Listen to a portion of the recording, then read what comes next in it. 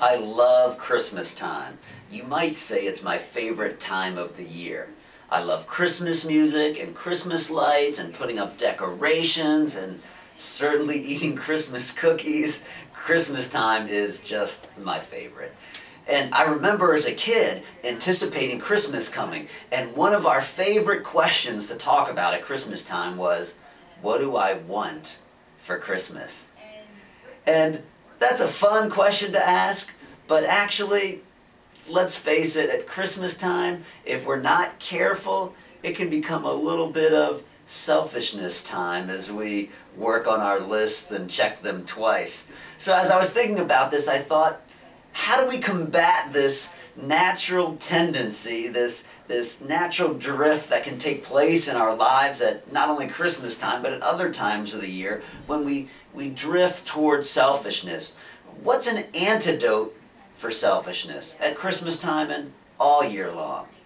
And I'm reminded of the Christmas story itself. You see, there's that great scene that we find in Matthew chapter 2.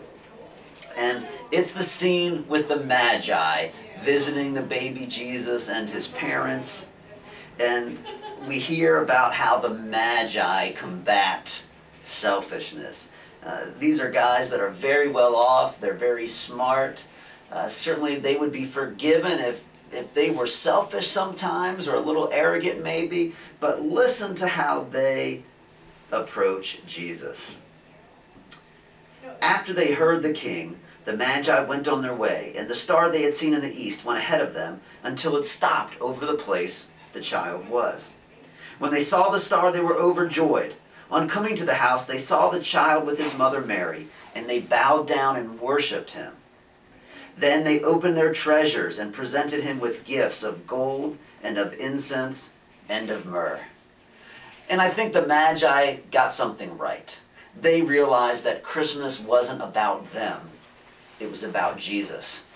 And they responded by giving gifts to Jesus.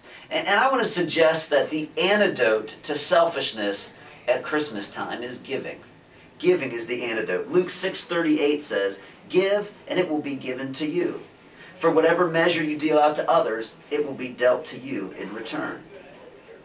Zacchaeus learned this lesson. Zacchaeus, if you're familiar with the story, later in Jesus' life, when Jesus was traveling around and teaching, Zacchaeus was the short tax collector who climbed a tree to get a good view of Jesus.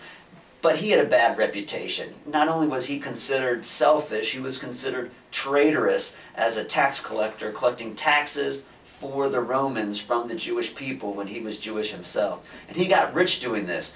But after encountering Jesus, his attitude changed. It went from one of selfishness to one of giving. Listen to the change. Zacchaeus stood up and said to the Lord, "Look, Lord, here and now I give half of my possessions to the poor. And if I've cheated anybody out of anything, I will pay back 4 times the amount." Because Zacchaeus realized it wasn't enough just to say, "Oh, I'm sorry, I've been selfish." He needed the antidote. And the antidote was giving. Despite our best intentions, we can all be a little bit selfish. And God says that we can counteract this natural tendency towards selfishness by giving of ourselves and giving things away.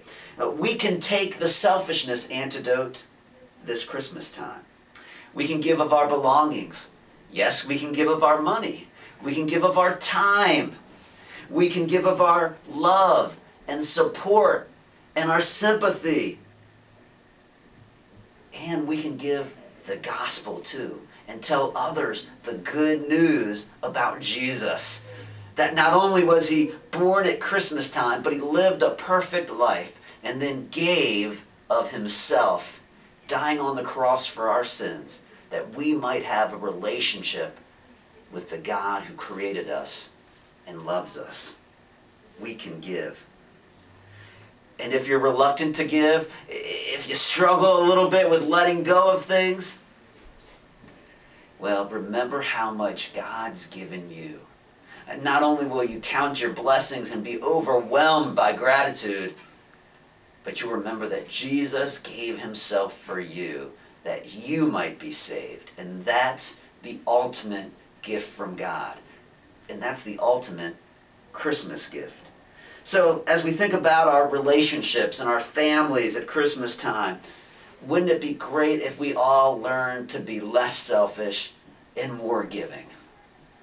Have a Merry Christmas and give, give, give. Blessings.